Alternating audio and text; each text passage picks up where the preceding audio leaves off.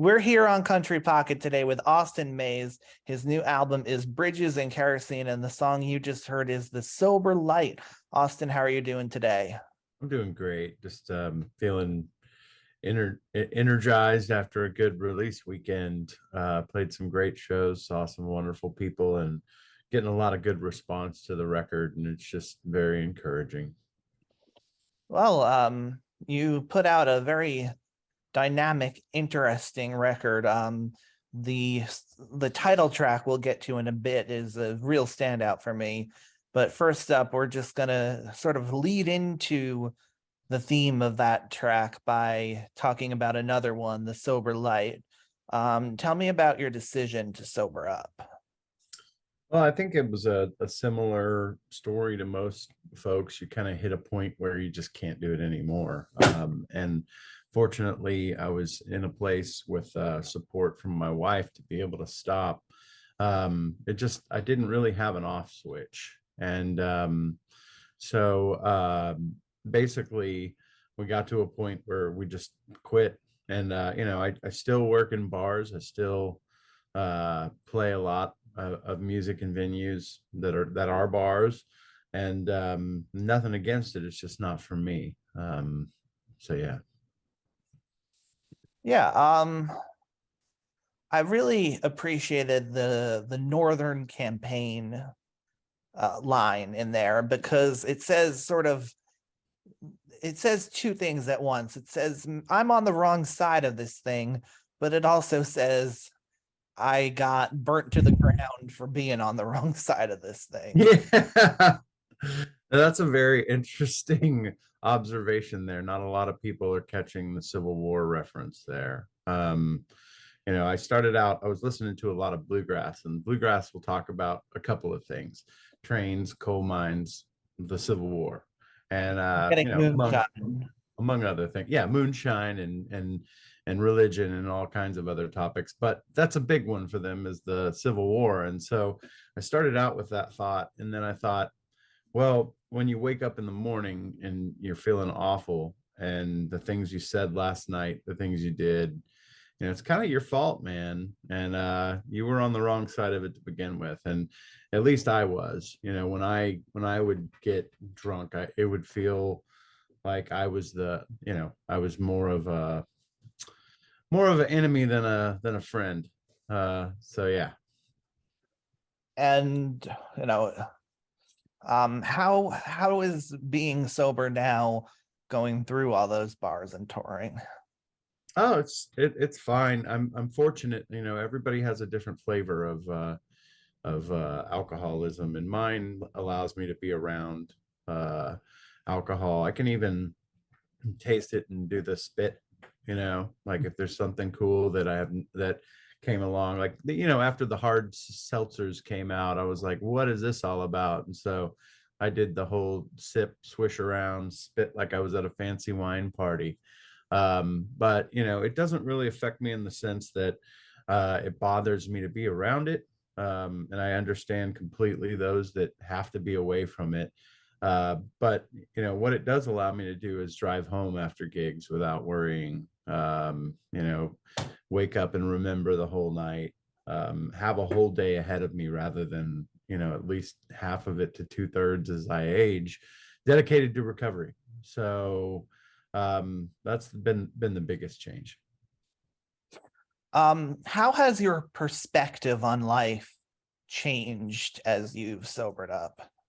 Well, alcohol for me was a real big depressant. And I heard a saying, I can't remember who said it: when you drink, you borrow happiness from tomorrow.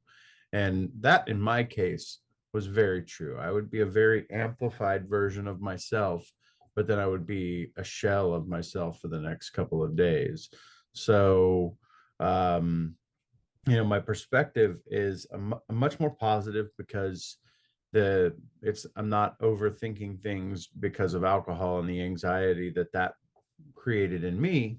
But I'm also enjoying myself places without booze. And the shows that I play are a lot more in the pocket and tighter. I make mistakes still, but I'm not sloppy as far as you know my antics and stuff on stage. And how did you come to the perspective of being a wretch, quote unquote? Well, I think that we come from a family that has a lot of very very devout Christians. My wife, particularly on my wife's side, and there was a lot of stuff being shared, and particularly on on social media by other people, not just by her family, but like I would see things that would not jive with me very well, using the Christian examples as ways to be against somebody, whether any kind of using your religion to discriminate is not what I got from all of those lessons growing up. And so if that makes me a wretch, um, that needs to be saved somehow, that's fine. And you don't have to worry about me. But to me, this wretch, that just doesn't seem to work. So bigotry and hatred, have it's a problem that happens sometimes, not all religion, but sometimes people use religion to justify whatever they want to in some cases. And so if you don't get it right and you're not using it correctly, it could be dangerous. So you're not worried about your mortal soul here. Right. I think that I think that you know I have it figured that if we treat everybody with dignity and respect and love, that everything else will work out.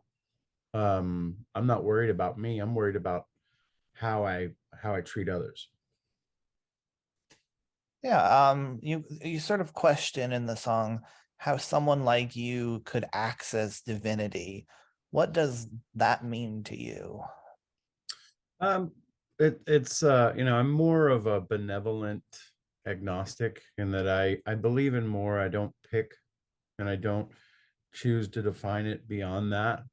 But I do believe that there is something more, whether it be energy in the universe or an actual figure that's omniscient and controls everything. I have no say in that. But what I do know is that what I've done should not, preclude me from that experience. Um, but it's more of a rhetorical question in the sense of how could somebody that believes in equal rights for everybody deserve to get in heaven, or how could somebody that doesn't have it all figured out but wants to be good to other people and understanding, how could they get in? And I just don't, I don't think that there's that strict of a policy. And I'd rather be somebody that stands up for others and respects others than somebody that has a golden ticket punched into somewhere that I don't even understand or can define. Yeah, focusing on the world as it is. Yeah. How does that song in particular go over on your tour? I think that it's just enough sugar with the message. A spoonful of sugar helps the message go down. That I get people from both sides of whatever aisle we're on who compliment the song, and nobody takes offense to it. Although, I feel that if you really do some self-awareness, you can realize that I'm kind of talking about all of us and our sort of our lack of empathy and our lack of support for one another.